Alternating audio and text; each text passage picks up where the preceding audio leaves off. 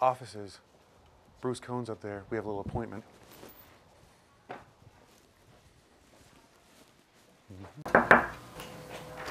Hello, Bruce. Yeah. Hey, Tim. How are you? Pleased to meet you. Sit down. Have a seat. All right. Thank you very much for having me. I know you're a busy man and you're taking a few minutes here to have some fun chatting. Well, yeah. I'm here because I don't know anything about wine.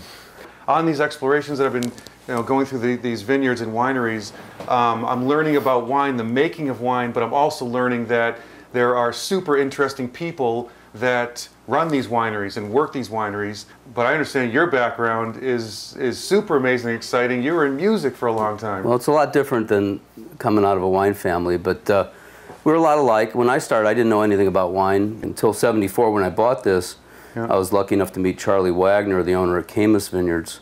Do you have, I've also learned there's like each winery, each owner, each maker has a certain maybe philosophy that goes behind the love of the making of the wine, whether it's the earth, the dirt, the location, site specific.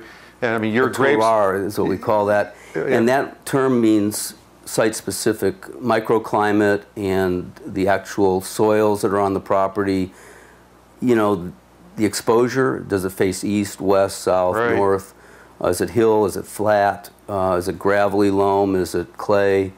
And this site, I lucked out again when I bought it, not knowing that I had a #1 spot to grow Cabernet Sauvignon. I was reading this viticulture book on the plane with the band, and they're saying, what the heck are you doing reading viticulture books, managing a rock and roll band? I said, well, I have a vineyard, and it doesn't look like the pictures in this book, and I better figure out why. So I finally did. And I mean, each year you see your stock out there, your crop, the vintage, I guess it's all different. Every year it's different every year. Yeah. And so you see, it's either growing better or worse. And so, like on the off season, I'm sure you're thinking new ways to make it better for next year.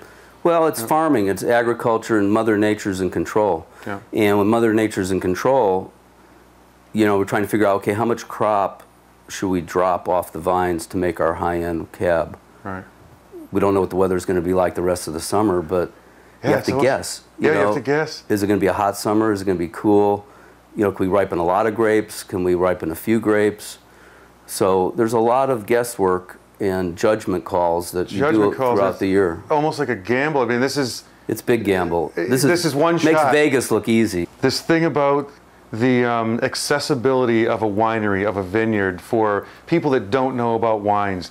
Can they just come and just feel comfortable about opening that front door and come in and taste some wines? We're slammed with young people wanting to learn about wine from 20 to 25 to 35-year-olds, I'd say, is the core of the wine tasters now. And so there's a whole new generation of people that are exploring wine but don't know a lot about it. So we take a lot of time behind the counter to tell people about the difference, what makes a Zinfandel flavor profile different from a Pinot Noir profile or a Merlot or a Cabernet, and give them the nuances so that when they do taste through the wines, they can look for certain things. Yes. And obviously the best way to learn about wine is to try them. To try as many as you can, and to learn what you like about Don't be afraid wine. to try it. It's your palate. It's like music. Yeah. You may like the Doobie Brothers, you might like Deep Purple, you might like Black Sabbath, or you might like Lawrence Welk, or whoever. Ted Nugent swinging from the vines. Wine is the same. It's whatever you like.